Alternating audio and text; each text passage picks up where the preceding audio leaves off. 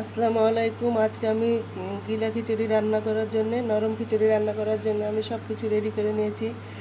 এখানে মরিচ, হলদি, লবণ, এখানে পেঁয়াজ মরিচ কেটে রেখেছি, টমেটো কেটে রাখলাম, মশলা আর হচ্ছে এই আলু কেটে রাখলাম, ডাল দিয়ে চাল দিয়ে ধুয়ে রেখেছি। তো আজকে আমরা এখন রান্না করব নরম খিচুড়ি। পরিমাণ মতো তেল দিয়ে দিলাম,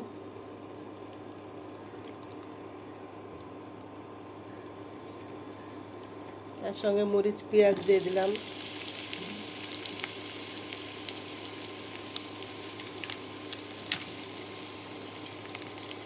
এখন এগুলোকে বাদামি কালার হওয়া পর্যন্ত আমি আস্তে আস্তে লাড়তে থাকবো। তো হয়ে গেছে আমার পেঁয়াজ ভাজা। আমি এখন হালকা পানি দেব।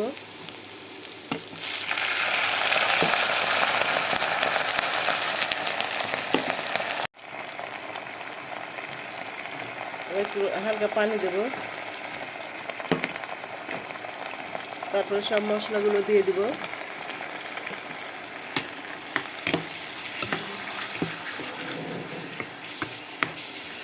আমি এখন 5 মিনিট ধরে মশলাগুলোকে কষাবো।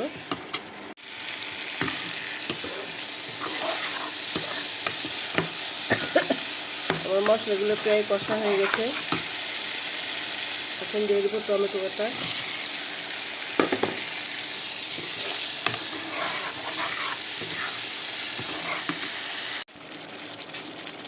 এখন আমি আলু দিয়ে দেবো।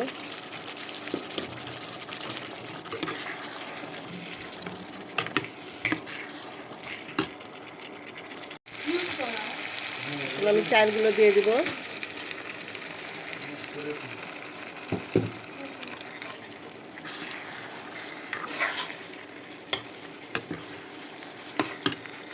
আমার চালটা কষানো হয়ে গেছে। আমি এখন প্রেসারে দেবো এগুলো।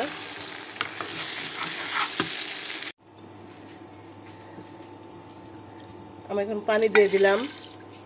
প্রেসারে দেওয়ার একটাই কারণ, প্রেসারে নরম খিচুড়িটা ভালো হয়।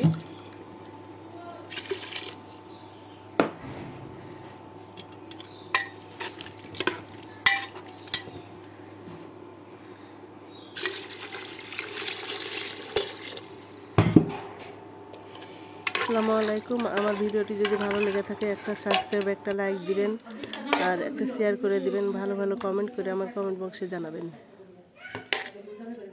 বলেছেন যে আমার রান্নাটা ভালো হয়েছে, আমার ভিডিওটি ভালো হয়েছে, তো আপুকে ধন্যবাদ। আমি যা দেওয়ার দিয়ে দেবো, শেয়ার দিয়ে দেবো।